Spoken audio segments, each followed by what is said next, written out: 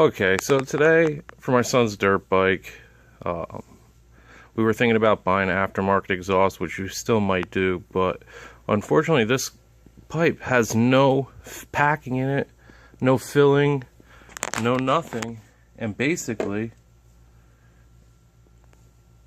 I mean, you can see straight down in there, there's nothing in there. No packing, no pipe, so the bike's constantly breaking up. There's no low-end torque to it really, so I was reading on a forum that you can use steel wool as packing. I got an old exhaust pipe. It's not the size I need, but I'm going to be able to fix that in a minute. I'll show you what it looks like. We're going to put some steel wool in there and run a pipe to the end here and then remount the exhaust tip. The tip looks good, but unfortunately the performance of the bike is stalled out. Basically, I'm going to create my own baffle. I have this thick piece of pipe here. I'm basically just going to drill holes in it throughout the whole thing. These lines are just to keep me going straight. You don't need the lines, but I have OCD, so I want the lines as sort of as straight as possible. Okay, then I'm going to cut this pipe down the middle and just keep rolling it until it's the size of the pipe I need to fit inside that muffler. I'll show you what it looks like after I get done drilling holes. I have about 4 or 5 rows already drilled. It's going pretty easily. I'll cut you back on in a little bit. Alright, here we are. We got all the holes drilled around the whole pipe. I cut it and I actually started to bend it in a little bit. It's just roughed in. I'm going to cut out another section. I might heat it so it's a little bit more pliable, but it's cut out. All the holes are drilled and I'm working it to the size that we need. It's going to look a little bit more close to that side when I'm done, but I'm just beating it with a hammer, rolling it on the wood. So I'll cut you back on, and hey, there's a picture of my ex-girlfriend in the background. What? Here we are. It took about 2 hours to get here. It was pretty much drill the holes, keep cutting down the pipe to reduce it, and keep rolling it into a circle.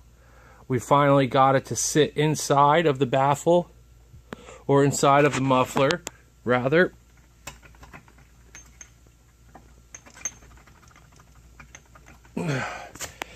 I can't pull that out. Give me a second. Let me go get a tool here.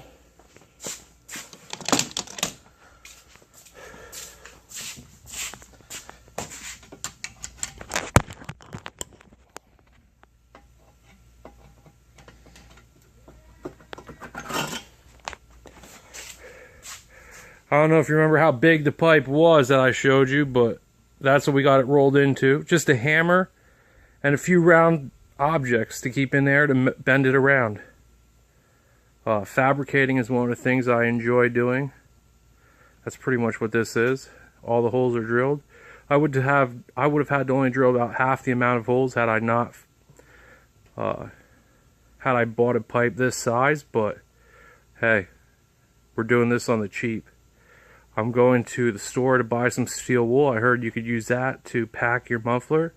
So I'll cut you back on when I'm there. I got something I might do to this.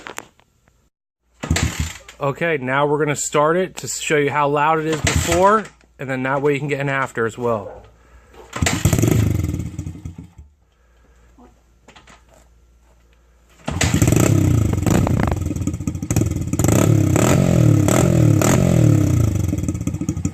Okay, there it is. It's on? Yeah. Alright, so what we're going to do is, we went to a dollar store. I told you earlier about steel wool being used as muffler packing. Unfortunately, we can only get the ones that were scented. There were no unscented ones. I didn't want to run to the parts store. We'll see if this works. If not, we'll do what we just did right now. Buy a steel wool packing, you know, off of Dennis Kirk, and we'll redo this. What I did was cut the exhaust off because there's some spots in here. It's going to be hard to pack I just cut the exhaust off. We're going to pack this, put it back on, and weld it back up. We have a welder, so it's not really too difficult. Also, while we're off, we can re-bend this bar. It bent when I rear-ended my son the one day while we were riding. Okay. Here we are. I just tack welded the baffle in. Now we're going to pack that with SOS pads, put the end cap on, weld it tight, and I'll get you ready for the next step. Alright guys, here we go. I got it welded back on. The packing's in. The baffle's welded. I don't want to zoom in on these welds because I know a lot of you might be out there judging me, but let's just do it anyways. Alright. Really didn't get any... Let's just try and move the camera in closer, guys. Here we go. It's not really that good of a weld. I am using a Harbor Freight welder. I would have to say that that's the problem. It's surely not me. Nonetheless, we're going to start up and see what it sounds like quick before we go any further. Alright, here we go. We're going to start it. Let my son give it a good old kick.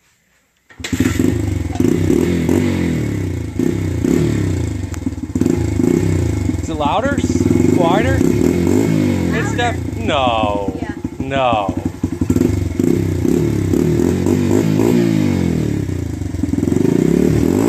Alright, well, I'm going to take it for a spin, see what's... Okay, here we are.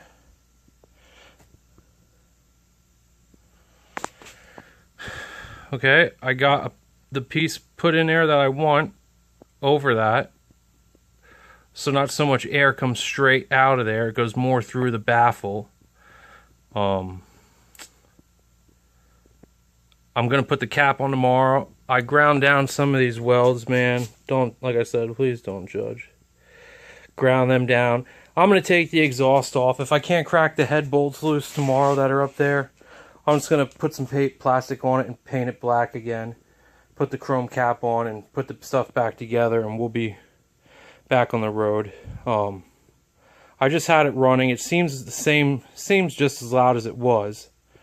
We'll see how it runs, if any better. So, alright, bye. Alright guys, here we are, day 2. I took off the heat shield. I'm going to try and fix that dent right there in the center of your screen. Just hammer it out a little bit with a dolly and try and do the same with that right there. Scuff it down, paint it black. There's the exhaust. Fit that in a frame sideways. I was gonna weld that, make it look a little bit nicer, but honestly I don't think we're gonna keep this pipe on there long. We're probably getting an aftermarket one, so if we go to sell and we still have the same pipe on here, I will fix those welds to clean it up a little bit, or I'll do something to make that look nice. Basically, it was just 2 nuts there and there. I had the nut right here, and then you got 2 bolts right there, and it came right off. The head bolts were easy to crack loose, which was good. I didn't have to worry about busting one of those studs off in the motor. That would have been pain, but alright, let me sand this up and I'll get back to you. Here's a product we're using. It's by VHT. It's a very high temperature, flame proof. It's good up to temperatures from 1300 to 2000 degrees Fahrenheit, and it's even made for headers. It has ceramic in it apparently. I've used this on the exhaust for my car. Works well. It's a matte black. It's not glossy, which is nice. And I got the parts wiped down, and I'm about to spray them. Let's see what this got. Here we go. Full frame shot. Exhaust is painted.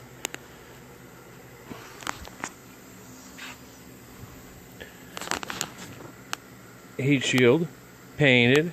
It's time for reassembly. I put 3 coats of base on there, or the paint, whatever you want to call it.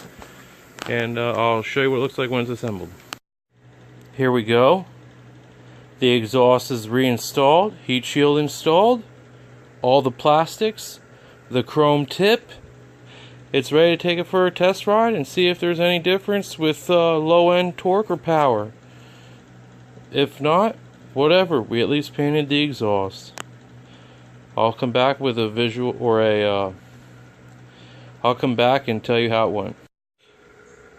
I'm back.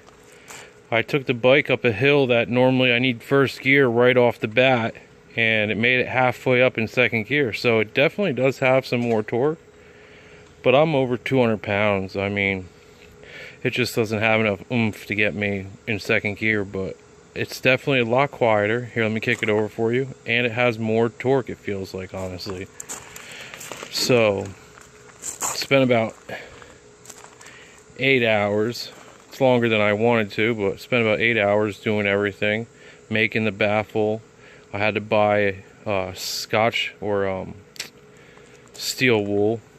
That was $2, so it cost me $2 and about 8 hours to make the bike quieter with a little bit more responsiveness. So let me start up and show you what it sounds like, or let you hear what it sounds like.